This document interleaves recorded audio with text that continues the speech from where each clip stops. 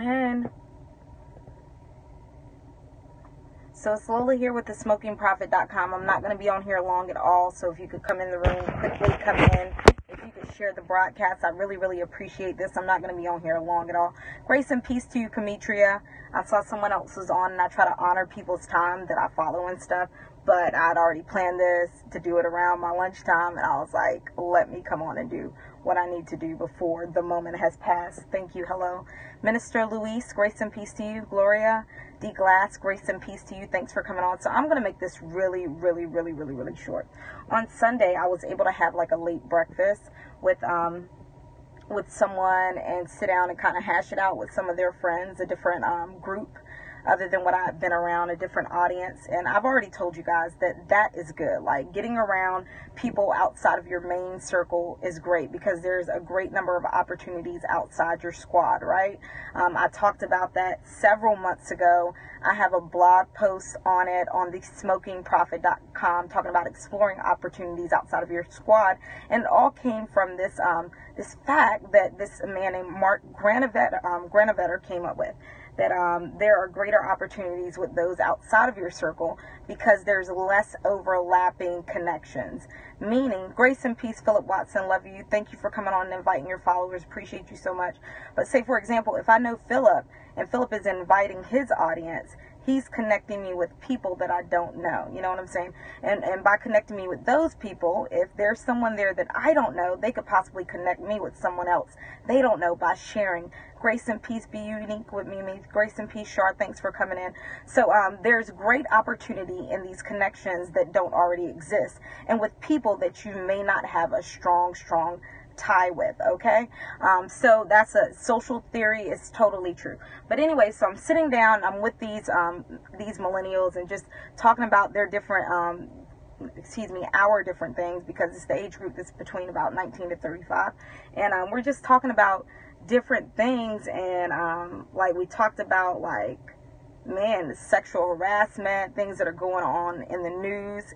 Yes, we talked about things that are going on in the news. We just talked about all kinds of stuff, and the Lord brought something back to me. And today I actually wrote at 9:22 a.m. With the progression of time, the rate of change will continue to accelerate at a faster rate, even faster than new ideas can stick. So in the time and the age that we're living in, you really can't afford to be non-flexible and to be complacent and to be stationary, because things are changing so much. With technology, things are changing at a ridiculously fast rate. So you got to be able to be flexible and move with those things. Part of that is being able to accept and being able to accept the trends that are coming up. Excuse me, I didn't finish my statement. But also being able to buy into those trends, being able to flow into them versus resisting them, like, oh, I don't want to do this because this is new to me. That's crazy. As I thought about this, I thought about, like, some material I've been reading on organization, and how, like, back in the 17th, 18th century, like, people didn't even commonly know ABCs. So that wasn't a part of organization. Like, we organize things basically in alphabetical order, sometimes on, like, files or like different things that we're looking at. They didn't do that. Or how folders, people use folders all the time. Now you think about now, like, our folders are digital. But for years, for decades even, people were using folders as a means of organization. But we have to know how to switch, and we have to know when to switch, right?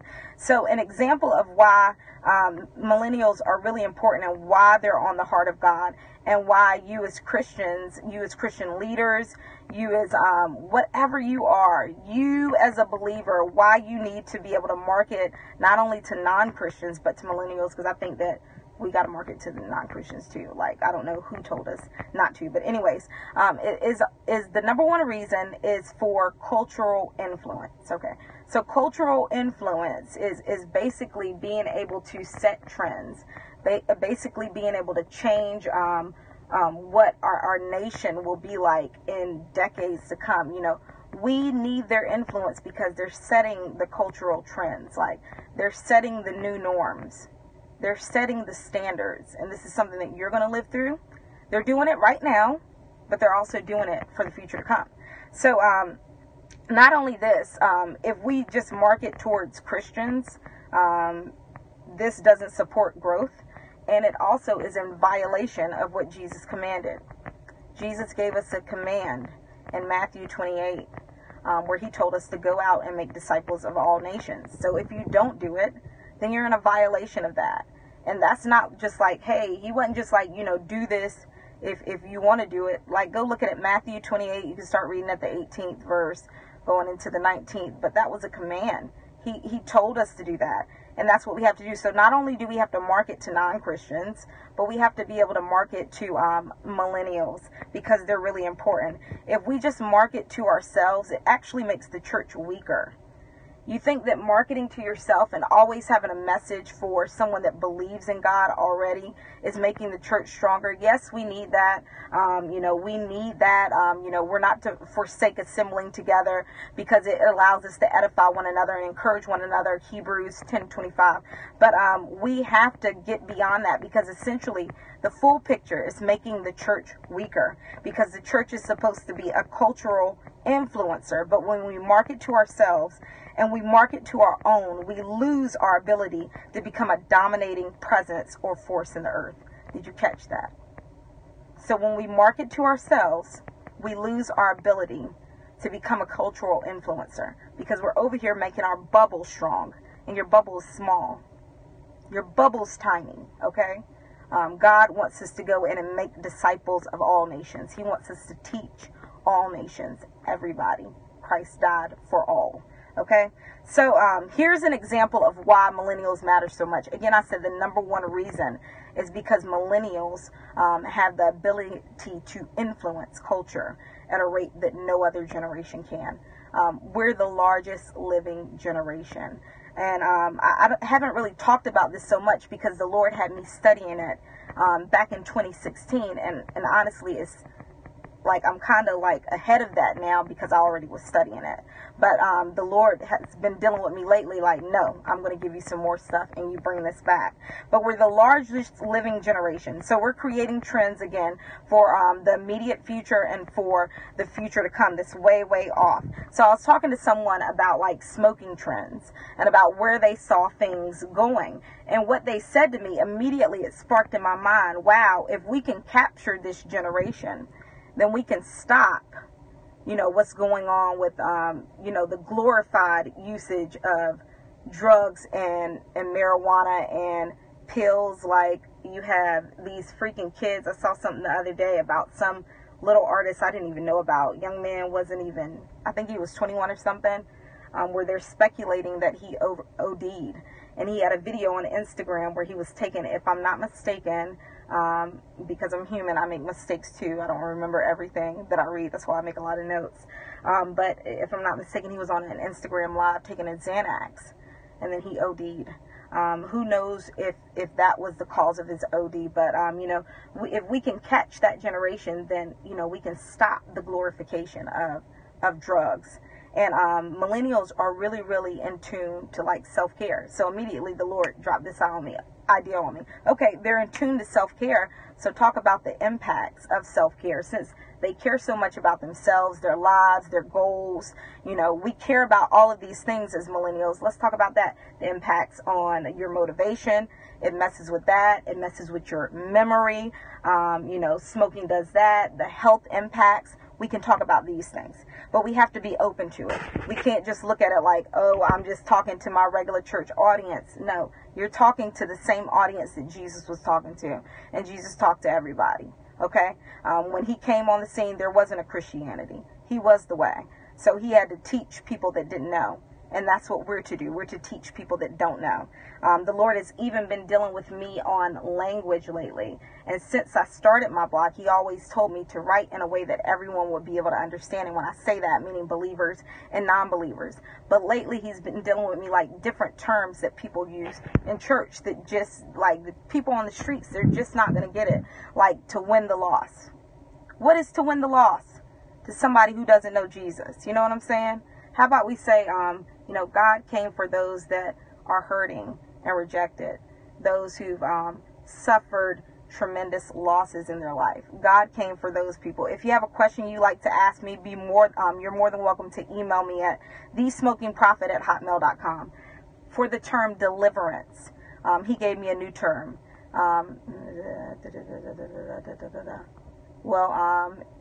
You need to talk to your doctor about that, okay? It's nothing wrong with medication, but talk to your doctor about your medication, okay? And so deliverance, instead of saying the term deliverance, spiritual liberation. Instead of saying the term prophetic word, come up with something else, because not everyone is going to understand that language. Okay, I kind of went off somewhere else.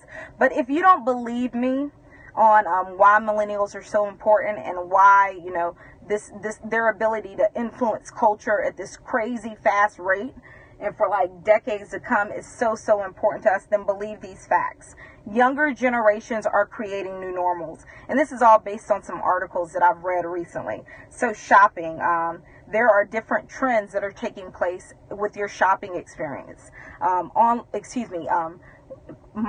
mom and pop. Stores are closing, opting for online retail, opting to shop that way. Not only that, they're beginning to use algorithms to track your purchases and to help you shop. They're beginning to think about using artificial intelligence. The Lord had me start studying that recently. Artificial intelligence to help with technology and to help with the trends of where things are going. Something that I saw is like when I read this article from Forbes, I was like, wow, this is really getting into this subscription thing, because they want to take it away. Retailers are looking at it like this. If there's things that we know you're going to need, we want to just go ahead and set you up on a plan to get that. You're going to need toilet tissue. You're going to need this and that. We're going to go ahead and sign you up for that. This is where trends are going, because the younger generations are setting the trends, right? Beyond that, live stream. I remember when Snapchat came out, and I talked to my man, one of my dudes, not my man like that, but one of my dudes. I was like, wow, these videos are the next wave. And then after that, you see Periscope take off. And a lot of us were able to gain an audience on Periscope because we weren't afraid to get on there. And we got on there when it was new. And because it was new, we were able to gain an audience. That's how I gained my audience on Periscope, because I was on there when it first started and I was able to trend. Beyond that, wage gaps. I read an article from Pew Research Center, and this was months ago. Among younger generations, wage gaps are beginning to dissipate. So there's a wage gap, like men make more money than women. It's a sucky thing. But amongst younger generations, that's changing. The wage gap is decreasing, because a lot of us are beginning to come into places of authority and leadership, and we're beginning to make the changes. And when I say us, I'm talking about millennials. We're cultural influencers, and you can't afford to miss us or can't afford to lose us. And the last thing is sexual harassment. You see all of this stuff about sexual harassment recently, all of these things coming out. You see a lot of older people being caught up in this stuff. You're not seeing the millennials, not saying that they can't do it. I saw an article recently from theeconomist.com. You guys can pull this up and give me 1 minute. Let me find the article. I got so much stuff here that I'm looking at. Thank you for being so patient with me. I'm actually almost done. So I want to figure out if I'm going to eat something or if I'm just going to go back into work. So the title of the article is How Common is Sexual Harassment? A norm is formed. A norm meaning like a new standard, or a standard is being formed. So the beginning of this article opens with younger men are more respectful in their behavior towards women than their elders. So younger generations are setting a trend. We're creating new normals. And if you don't capture us, then we're going to create the wrong normals.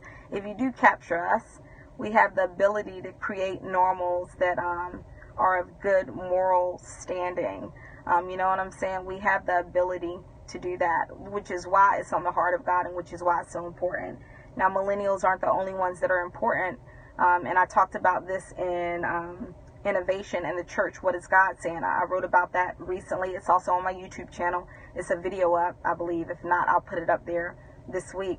But if we just focus on one group too much, then we miss out because we begin to neglect the other groups. What God is doing is actually bridging generations.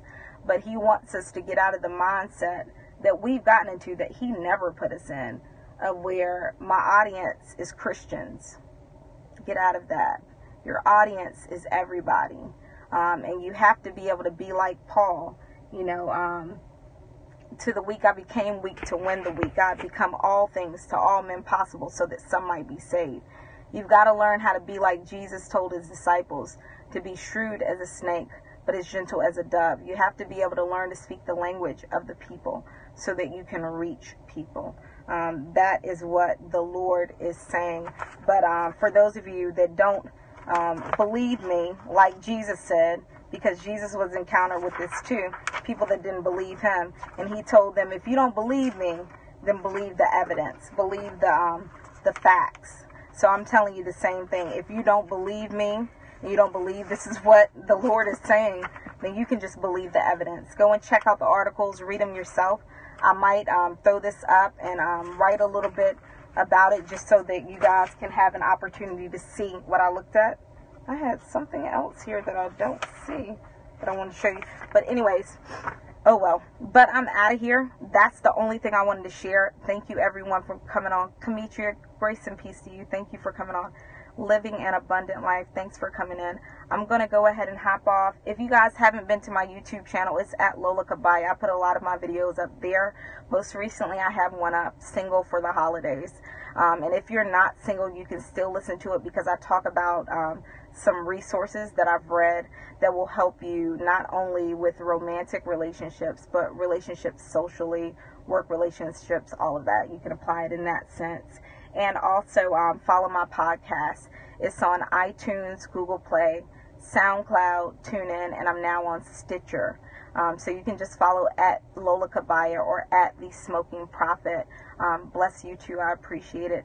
I love you guys. Have an awesomely amazing, amazing, amazing day. Thank you.